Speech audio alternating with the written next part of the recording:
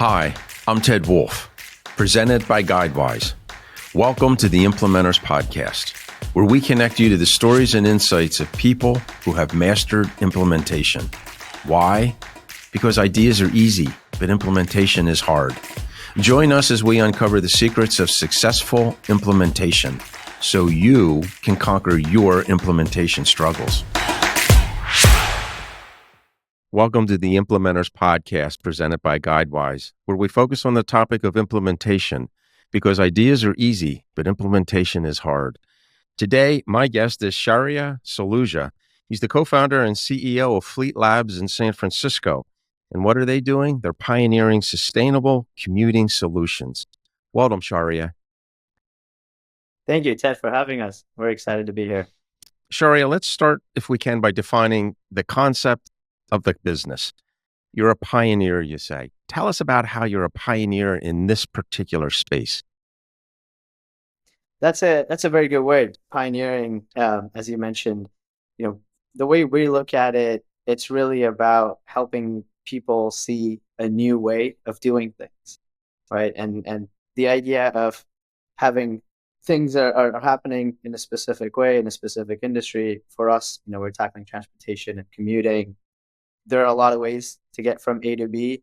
We're really pioneering how people can change the ways that they're going from A to B to both make it a bit more sustainable and more convenient at the same time. How are you actually making it more sustainable? That's a very good question. So we are actually making this more sustainable by connecting them to the right options that they have available for them, right? So we today, as people, have more ways to move from point A to point B than we've ever had in the history of humanity. And there's such a thing as choice parallax or, lack of awareness. And so we're really coming out to show people all the different possibilities that they have, make the options that are more sustainable or economically more friendly and environmentally more friendly, make them more accessible to people who may not have heard about them before or may not know how to take advantage of them. That's really the core of everything we're trying to do. And how would you define for somebody the problem that you're actually trying to solve? Yeah. Simply put, there's a lot of programming and incentives, and there are a lot of really, really exciting ways that people can actually leverage, greener mobility choices, right? You have bikes and scooters, you have a lot of autonomous, connected, electric, and shared mobility. Uber Pool came out as a concept during our time. So there's a lot of really great ways and a lot of great incentives even for people to take these and leverage these mobility modes. But very few people are really able to understand how to make them part of their day-to-day life and how they can, kind of impact can they have by doing that as well. So what we're really doing is just kind of bridging that gap and to your point, helping people learn about these things more easily, helping people opt in and take advantage of whichever services make sense for them, while making sure that everything, specifically the technology that's needed to make this work, is working for them instead of them having to jump through hoops and learn about things and register on different apps and so on as well. So what sparked the idea in your mind? What clicked that made you say, wait a minute, there's an idea here. Nobody's doing this, the pioneering aspect. And the whole thing of the sustainable commuting. What happened? What were the series of events or the event that clicked and said, there's something here. Let's chase this. Yeah, absolutely. And it does take me back, quite a while, even to my time at college and even after that, when we've been kind of working, getting jobs, everyone's kind of in the workforce and seeing what, day-to-day life looks like. We saw during our time this surge of these new mobility options come in, and everything was very exciting, right? There's all these, the same that we talked about, the bikes and scooters and all these interesting things. Now we've got autonomous taxis driving around San Francisco. Even the last few weeks, we've started to see them pop around across the country. So there's a lot of exciting things that we saw, but at the same time, we felt that they were still very more sort of just for fun, and more, just on weekends and evenings and maybe for running errands every now and then. But the more systemic sort of Monday to Friday transportation and travel that we're doing as people was still very much etched the way it's been for decades, right? Either you've Mhm. got a car and you're running through that process, or you're close enough and you're using public transit where you can, and you're using the subway or the trains. But it's still very much the same. And so we saw, early on that there's this gap that needs to be filled. There's this jump that needs to happen to get a lot of these more interesting ways of moving, also happen to be more economical and happen to be better for the environment. How can we help bring these into the fray of actual options for us? Right? Can that even happen? Right? Is that possible? How can it happen? And that's really when we saw this whole world of commuter benefits and programming through the lens of employers and government agencies and even schools like Stanford University as a customer. They play a big role. We saw that Stanford has thousands of students, thousands of faculty and staff, hundreds and thousands of people running the campus that are coming into campus. So it's almost mini cities worth of people that they're influencing, to say the least, on their sort of day-to-day commutes and transportation. And that's when we got front row seats to this world of enterprise mobility and enterprise transportation, and saw how much power employers can wield to help influence employee behavior or help surface the right options and information to folks. But that they were still lacking a lot of tooling and enablement. They're still running. The companies were investing into it, right? We saw people building really big teams in this space to help their employees come in. Companies do view that as a lever of growth, right? If I need to go hire 100 people tomorrow, I need to put them somewhere. That's Mhm. real estate. And I need a way for them to come to those offices. And even in a hybrid environment, that created a whole new dynamic. But you still need to worry about how these people are coming in and where that kind of impacts your day-to-day productivity. So employers, have that responsibility, but we saw that there's a gap that needs to be there, and for us to really see how we can help employers as well as the employees. So let's say that some through some miraculous event, I become the CEO of Apple Corporation. I got a lot of people I want to get back to the office. I got a problem. There's terrible traffic in the Bay Area. I don't know what to do about it. So I read something, I'm on the website and I see your website. I start investigating Fleet Labs and I say, yeah, I need to talk to them. I think, I'm not sure. How can they help us? So I call you, you come into the office, and what does that conversation sound like? Yeah, that's about the right time to have the conversation as well, I'll say.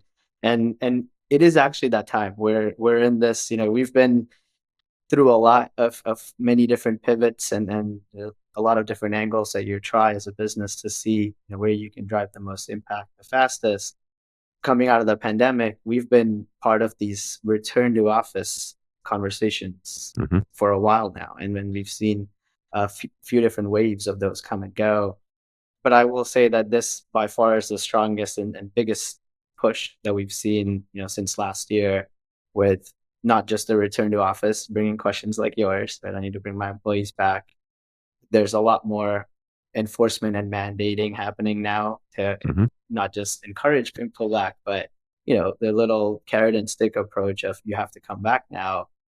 There's a ton of pressure that companies are feeling from sustainability as well, right? So if people are coming back to the office and at the same time I'm being required to report my sustainability metrics as an employer, as an organization, my employees' commutes, albeit not in scope 1 or 2, falls into scope 3 of your emissions reporting, is still a part of reporting and a part of the key metrics. And for some companies that have large employer footprints or employee footprints, it can go up to represent a strong percentage of their carbon footprint as a business. So that's important from there.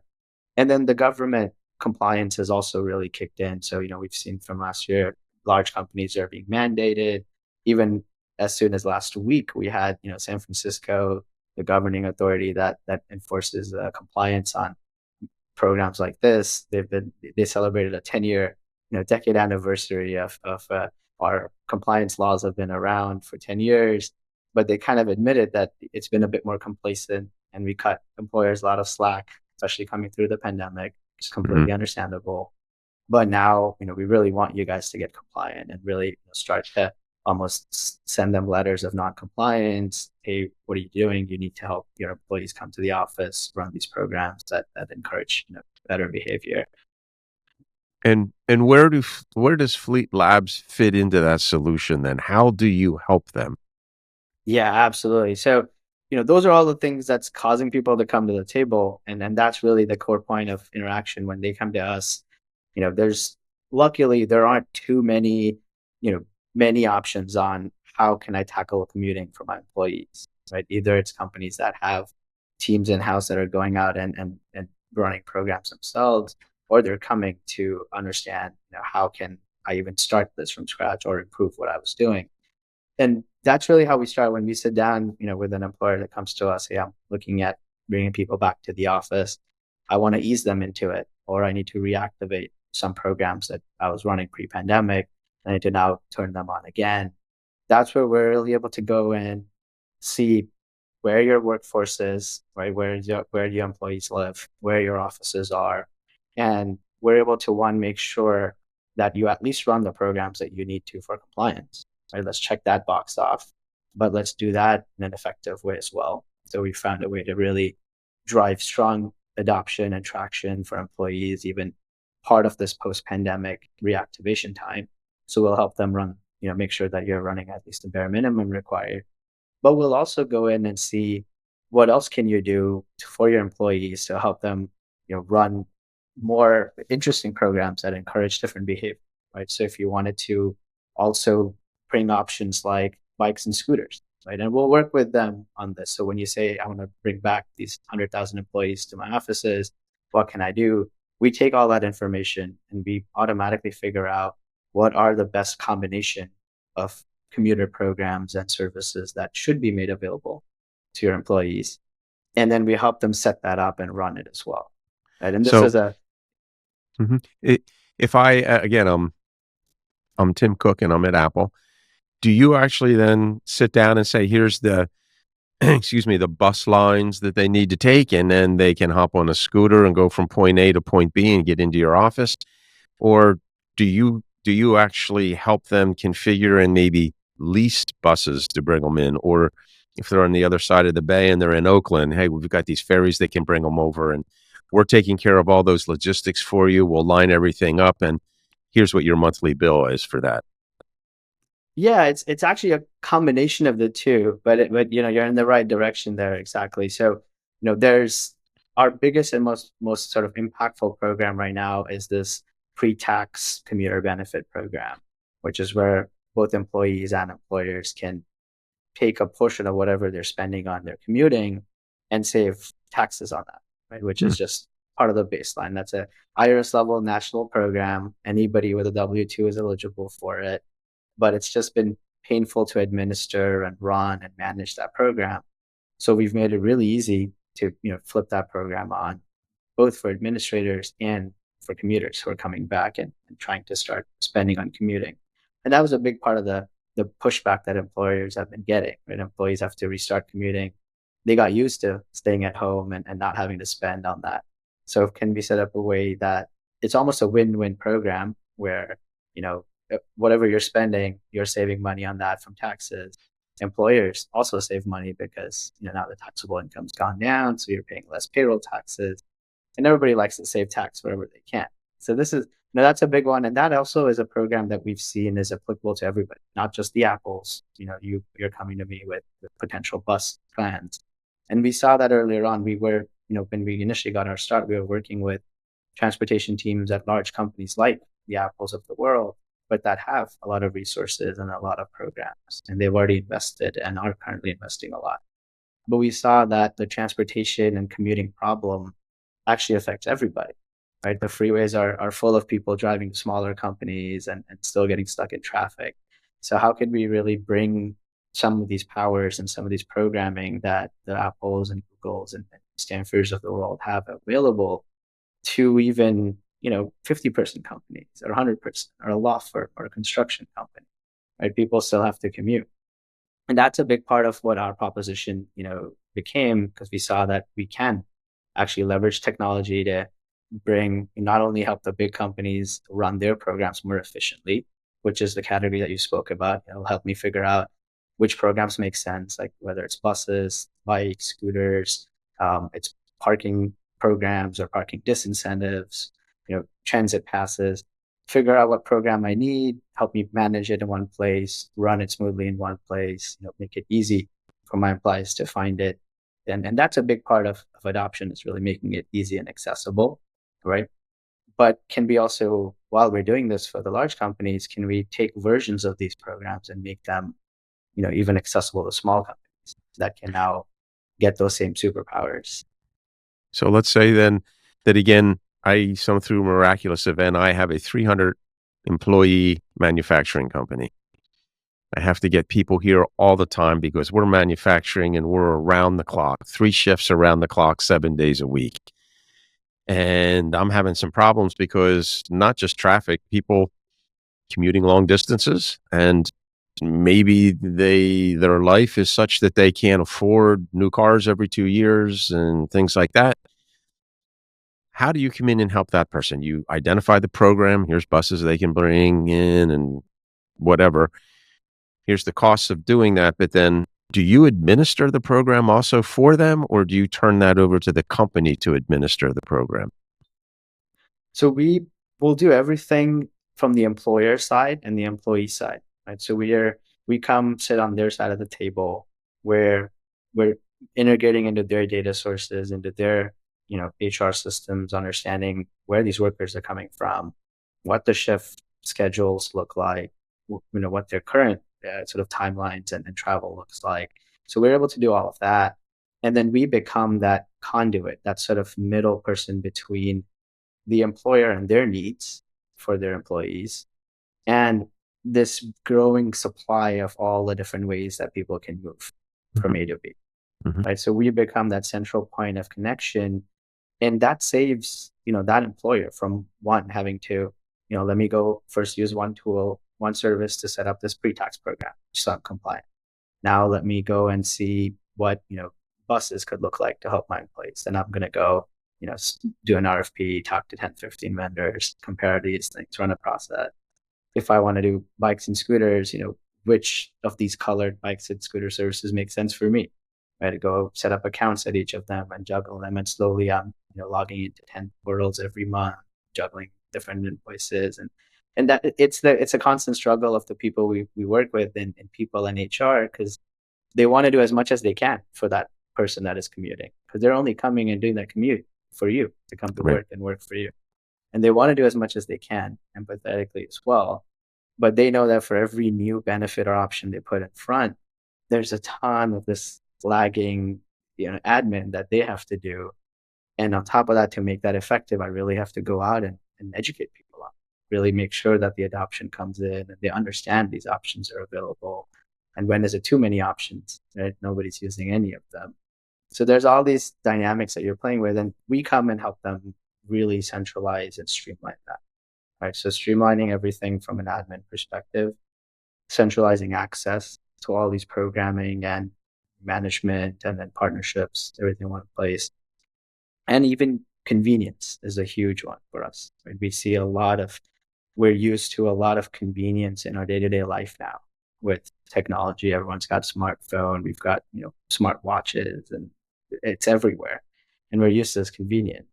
But, if I have to go log into a company portal and check 10 different tabs to see, while I'm standing outside a scooter, whether I have a 10% corporate discount for this service, I'm not going to do that, right? But if we can make that really, really convenient and at your fingertips, which is possible, and we can make it easy for administrators not have to worry about adding new benefits and programs, then we can help really surface the right options and still keep it flexible. Right? We're not saying everybody should go do buses, everyone should go buy bike and scooters, and every commuter is different.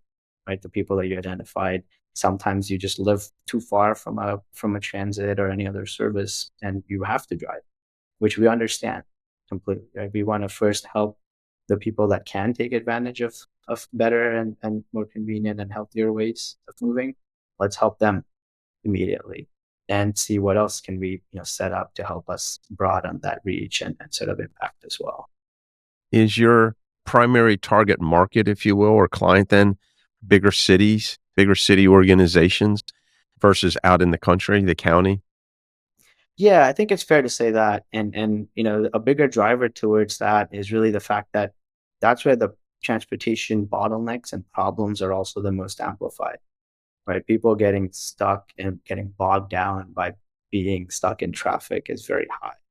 And that sort of onus also then spills over to the employer because now your employees are unhappy because of their commutes, right? And if they're unhappy, your productivity is lower.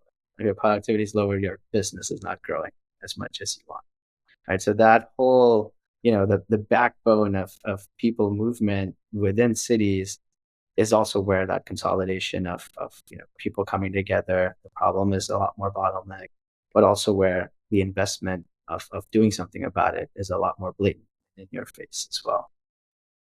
Could I boil this down then and tell me if I'm oversimplifying this?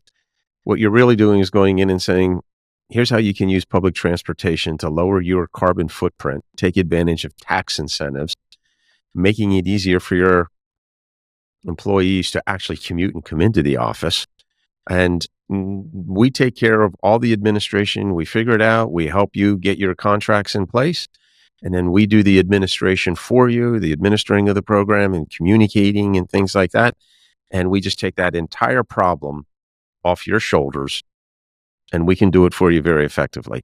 Is that a simple explanation? It absolutely is. It absolutely is. And then piggybacking off of that, we immediately aren't even reinventing the wheel. We're, Right. we're pioneering again. We're pioneering the access to these programs. We're taking programs that exist, right? Buses have been around for a while. This pre-tax program's been around for a while. Transit has been running for a while. We take programs that exist and just make them a lot more enhanced, a lot more accessible, a lot richer. But yeah, you're Yeah. absolutely right. And we're doing what people, we don't want people to have to become transportation experts, right? Then their HR, and the same thing that happened with healthcare, right? Everybody gets amazing healthcare benefits, but there's no team within a company or within Apple in your company. There's no team of people calling hospitals or clinics to figure out what's the best healthcare program for my employees. Right? So we want to prevent that for happening in transportation as well. Okay. Okay. So I think I have a good understanding of the business, what you're doing, the benefit of the entire thing. And there is a tremendous benefit because it just brings so much more efficiency of time and effort and dollars and carbon footprint reporting and all of those things into a domain that I don't have to worry about investing in that in my business. I can rely on you. It's one more thing that I don't have to pay attention to because all of our lives in business today is filled with fierce change and disruption one way or another. Every day it's something else. So I'd like to move on now to another part of our conversation. And this is the interesting part. I wanted to learn more about you and your business. Obviously, if you're a pioneer and you're an entrepreneur, you have an inclination for adventure. You have an inclination for excitement and trying to solve big problems. There's a passion involved in that because nothing comes easy. Implementation is hard, but the ideas are easy. So looking back on your experience, I believe you started your business in 2018 and you're in the Bay Area. What was that experience like? Was the journey what you thought it would be, or was it full of detours and different routes and a lot of unknowns coming up that you had to manage, both emotionally and mentally? I don't think anybody who has been doing anything for more than maybe a month can attest to the claim that everything went exactly how we thought it would. Went according to plan. So definitely the latter, 100% the latter. And that's actually fairly common for, like you said, anybody who's trying to pioneer anything or go after any novel approach to business or to an impact or to a product.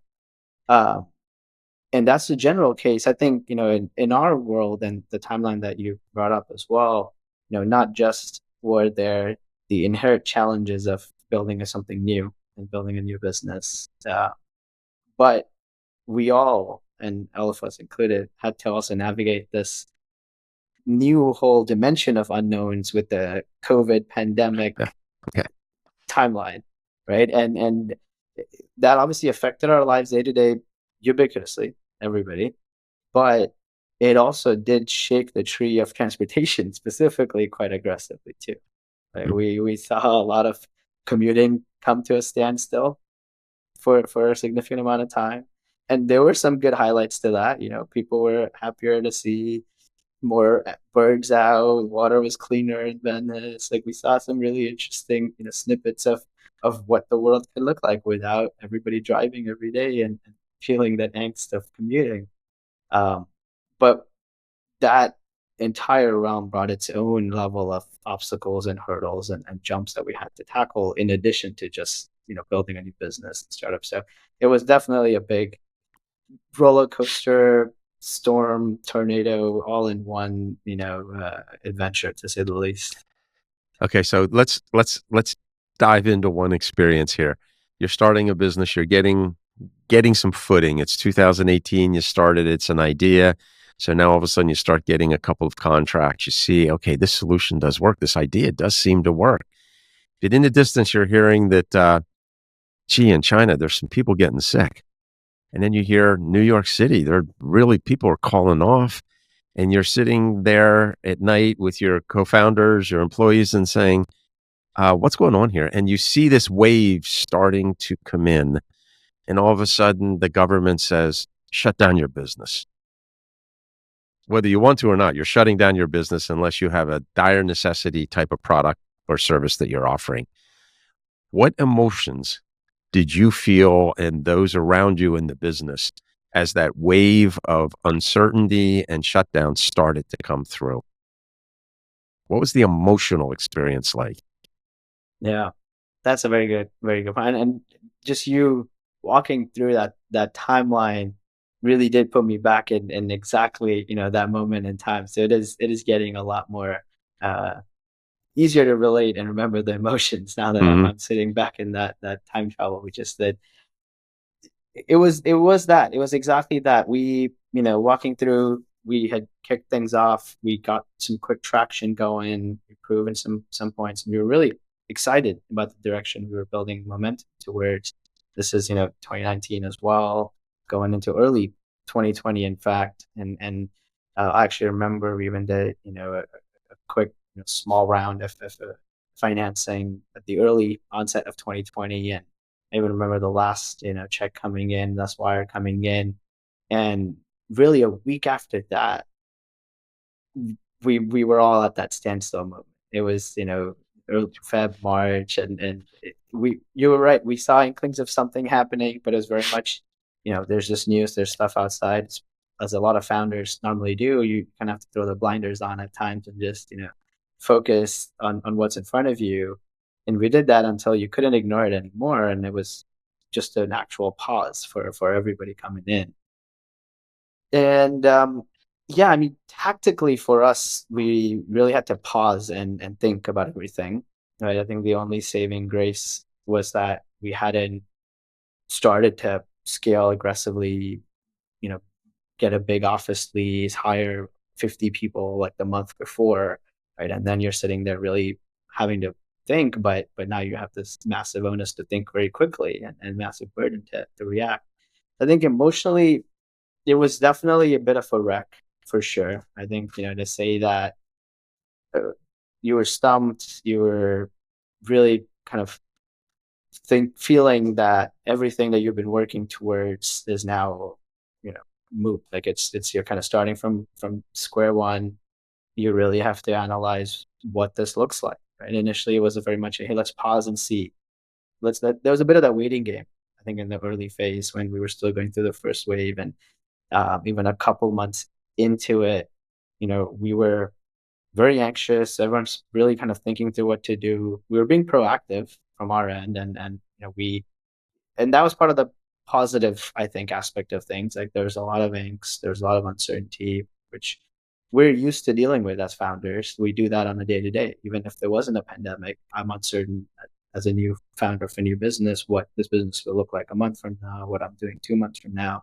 That's something we've built the skill to handle and still manage to make progress with. But in that scenario was really this brand new variable of things out of your control completely, right? Things that were kind of forced upon you. Um, and there was a bit of a waiting game, which I think was likely probably the worst period to have to go through, right? Like you're really scrambling and making sure you're moving as fast as you can to breathe life into this business and really grow it. But at the same time, the rest of the world and the macroeconomic economic kind of movement is very much paused, right? And everyone's in that scenario. So I think that was probably the hardest to get through, um, even emotionally, mentally, and like you said, even with the team, right? To convey that, one, to get yourself composed and convinced of what you believe will happen or what you believe is a good strategy to get everybody through it. But then to have that voiced out and to convince others about it is a whole new dimension as well. Let's dig into this just a little bit deeper and unwrap it a little. Did you ever have the experience? I know an awful lot of entrepreneurs have. You during the day, you're sounding confident. You're putting the face and the identity on that you need. You go home at night. You go to bed. And if I may use these words, you say, "Holy shit, what am I going to do?" And all of a sudden, it's 2 o'clock in the morning, and you wake up, and that, oh my God, turns into a panic. It's like a mist that comes in, and it's just panic. Like all of a sudden, the emotions of anxiety kind of overtake you. Was that something that you ever felt?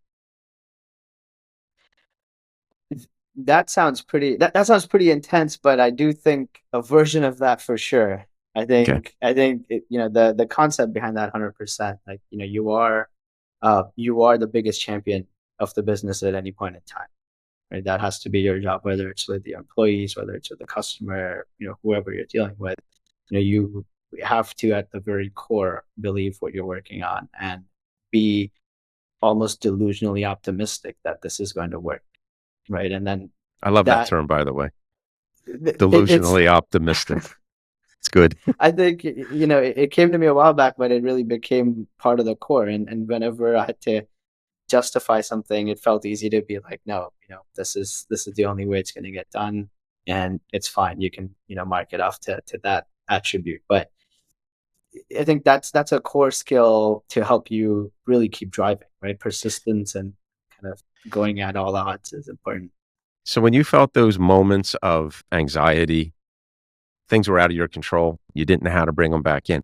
How did you get yourself under control? How did you manage that change in yourself? Did you have a partner to talk to, partners to talk to? Did you just sit down and take a long walk? I mean, how did you get yourself back to that reasoning frame of mind to say, wait a minute, the value we're bringing is real.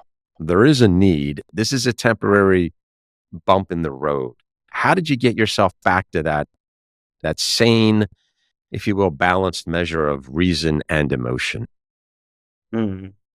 I think sane is questionable even after you reach that mode for sure, but definitely, definitely more reasonable. And I think reason and logic is normally what acts as a strong tool in those scenarios, right? To be able to, when you are having emotional reactions, which emotions are also important and they can fuel a lot, right? But there's the positive stress concept of diamonds are built under pressure. So when you have good pressure, you can really hammer at it. So there are ways to leverage it. But I think whenever there's negative emotions and finding a way to continue to paddle in those scenarios, I think, acknowledging that these are emotions versus, relying more heavily on logic and reason. Like to your point, you want to try to get to that vision of, yeah, here were the things that are positive that I can go back to and use to refuel that. I think the reason logic is a huge one. I think that's also a part of my wiring that I've realized over time, like personally, that I am, I can more easily resort to using reason and logic to kind of take decisions and migrate myself to where I need to go. Um, but I think, yeah, to your point, it's still very hard in a lot of scenarios, and everybody has to develop, especially as a founder, as a business owner, as someone who is in that high capacity decision making role. I mean, you have to develop coping mechanisms and strategies. And there's always a host of them, right? I think the mantra for founders, at least what they say everywhere, is definitely, make sure you're working out every day or getting some cycle of consistency and semblance. And it is a nice easy win, and I've leveraged that a bunch. You Today I'm working the same muscle more than I was last week, so I've seen progress. I'm maintaining some form of consistency with an activity that keeps you fueled. So I think working out is a great mechanism, and then the support network. For me personally as well, like you mentioned, is a big part. We're very close to my family. They always know the ins and outs, the ups and downs that's happening, business, work, personal life, and just having a solid support network across friends or family or a partner is definitely, a big crutch that can be a catalyst.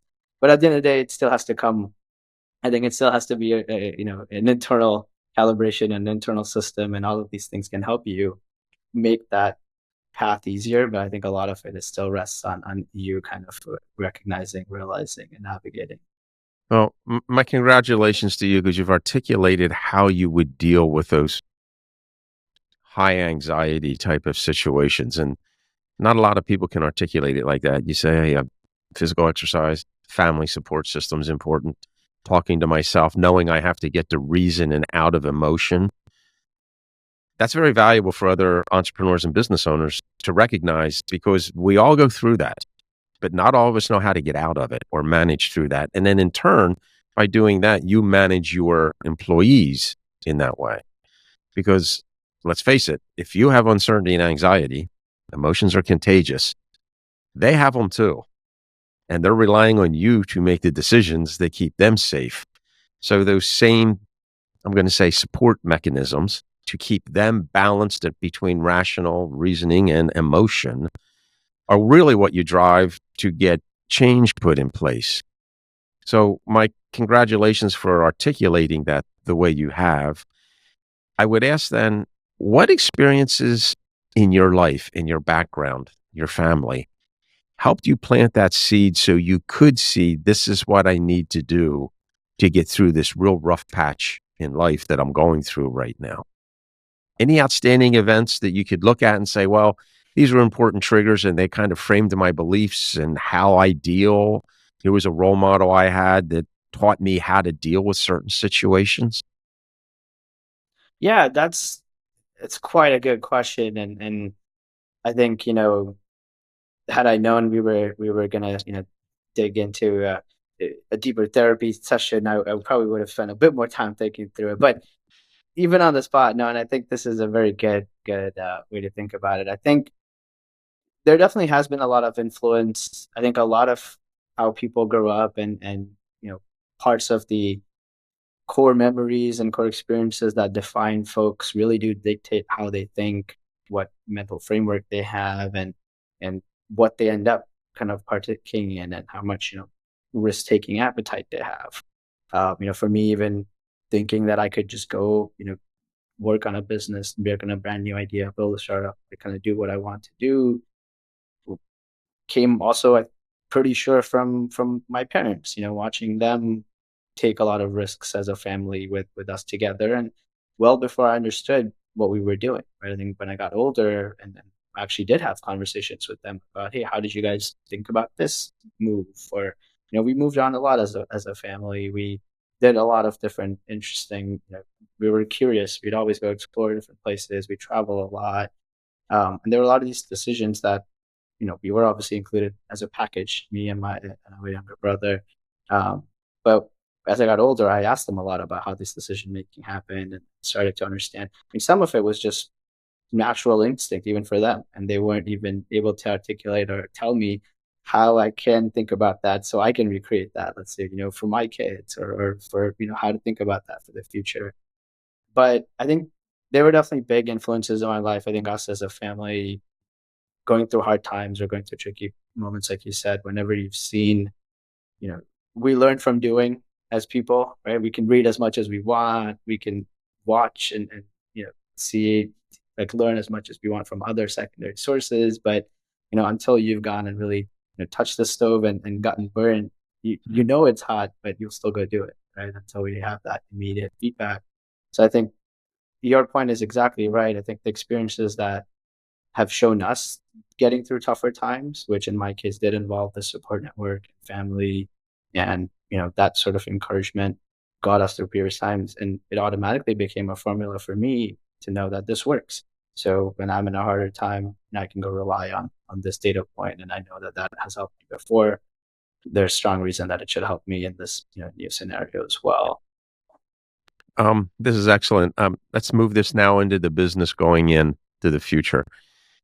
You've been tested. Number one, you started a brand new business and you started it with a brand new idea. So that takes an awful lot of courage. Congratulations. You walked into the arena, COVID hit. That was your battle in the arena. You may have blinked, but you stayed up. You stayed standing. Here you are today. You made your way through it. That says an awful lot about you and your leadership team and the validity of your idea and the concept. That's excellent.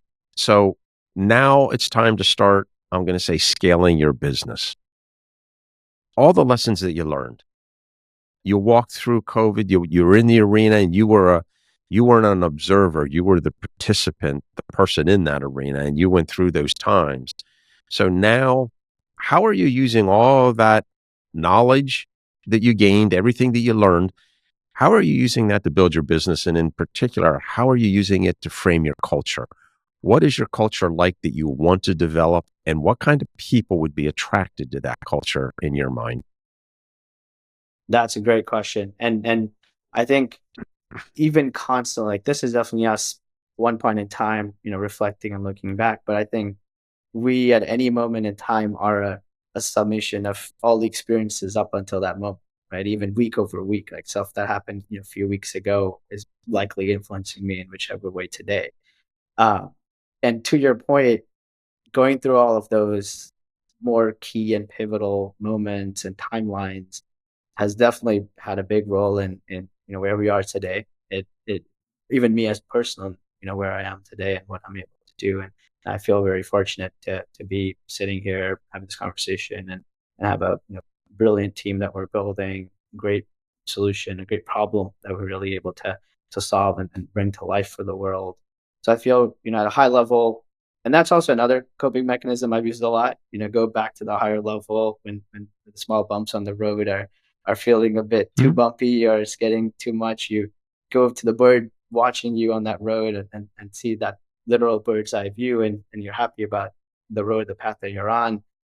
It really helps you kind of take a step up and feel better, and then you can come back in and Mhm. navigate the bumps.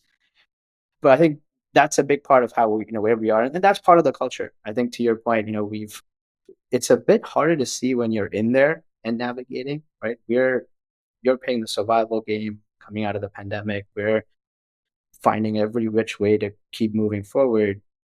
And we really got that pulse check. And I myself realized that, kind of look in the mirror when we, would put our head out and maybe talk to investors or other stakeholders who haven't been in the day to day. And we actually got a lot of folks that were from the outside in very impressed that we survived, made it through where we are now, and we've found another yet new interesting challenge that we're going after. And seeing that outside in actually is what helped bring that back up. That yeah, you're right. Like that is part of our culture. That is part of our nature. We are very persistent. Right? Until we are fully convinced that in this scenario, we were convinced that there is a problem that needs to be fixed here, right? And by fixing that problem, there is an outsized amount of impact that can be created. So this conviction, you know, there were a lot of bumps on the way that questioned how we can fix this problem and what's the best right way to fix it and different angles and different ideas, features and solutions. But those are just small tools in your arsenal that you use. But I think our conviction to actually tackle this problem and the impact that this problem has stayed the same. And I think that is a big part of what we know helped us get where we are. And it's part of the culture going forward, like to your point of the kind of folks we attract. And it is fairly natural. People see that, I think, at this point when we interact with each other and we're growing the team, we're really trying to bring on people in every facet from sales to engineering to just opportunistic strong people. And they see the tenacity that the team has. They see that we've managed to get through a lot of whirlwinds and storms to get where we're at, and we are determined to do something about this problem, right? And where that goes, we want to collectively come together and see where we can take it, right? And that's really it. We're looking for that buy-in, looking for folks that can get excited about the deeper problem at hand, about solving and building great solutions. We don't have to be convinced that what we're building today is the perfect solution for this 5 years from now. We don't know that answer. Nobody really does. And even big companies are always looking for ways to evolve and change. The core thing that has to really drive you is, are you either motivated by this problem that you really want to solve, or, you're really passionate about this space and what you can do in it, and want to find the right, way to navigate that too. And what value do you place in attracting those people? And you articulate they got to be passionate. They got to get energized about overcoming obstacles. They got to dig in. We got to do the hard work. We got to show up for work every day, more so than our competitors. We've got some new ideas. We have to prove them. So it's a very exciting culture and environment, no question. How important is emotional intelligence in making this all work in your mind?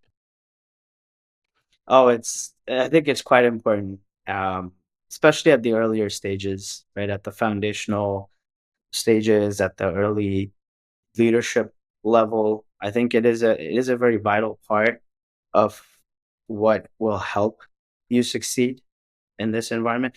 But I will also caveat that it is a really tough one to find and to even assess, right? Without me getting stuck in an airport with the person for 2 days or something, Mhm. it's a tough way to really vet for that, and it is something that you find whatever signals you can, but it really comes. And then I think there the bigger influence is also what we briefly touched on earlier, where the way I'm feeling, the way you're feeling, the way you act, the framework, it can be felt by others around you. And there's a bit of permeation and kind of spreading that we can do.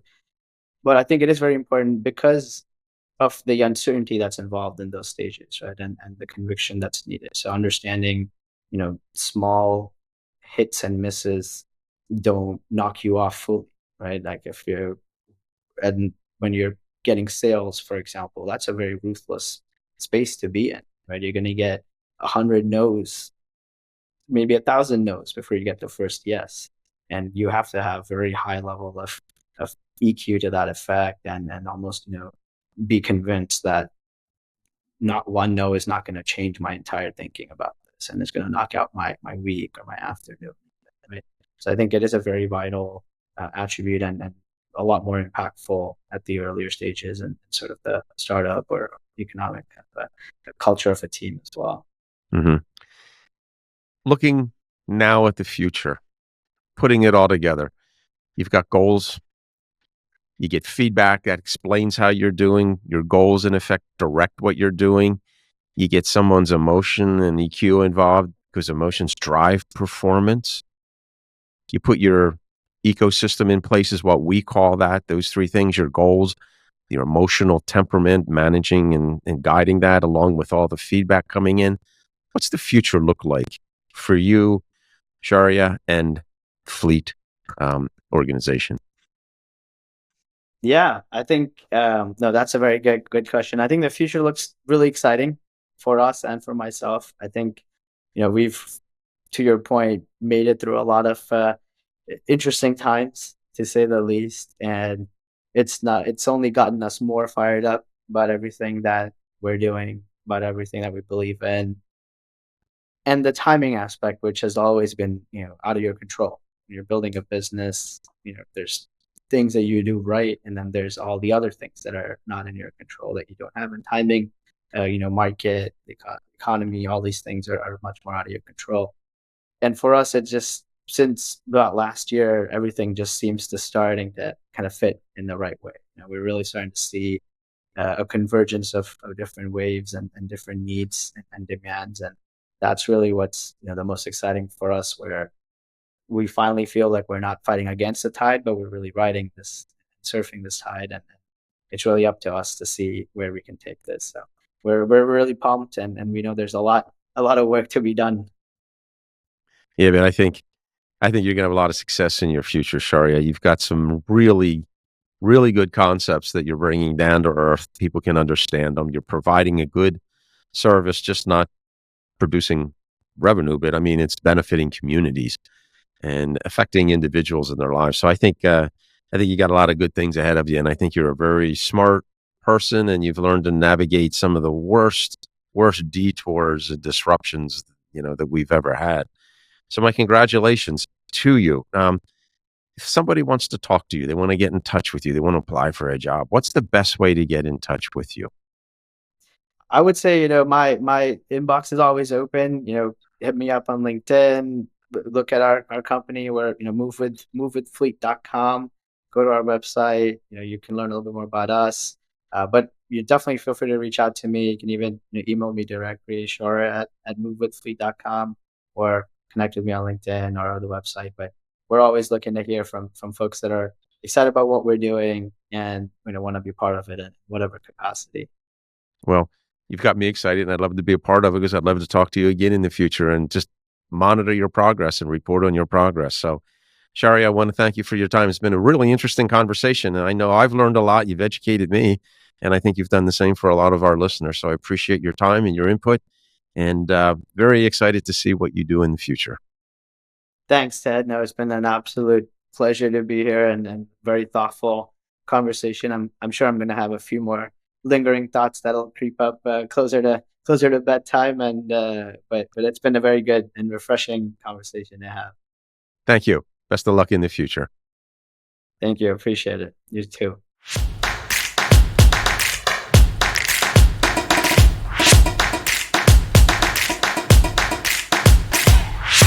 Hi, Ted Wolf here. I want to thank you for joining us for this Implementors video. The Implementors podcast is presented by GuideWise, where we, along with our vetted member community, recognize that ideas are easy, but implementation is hard.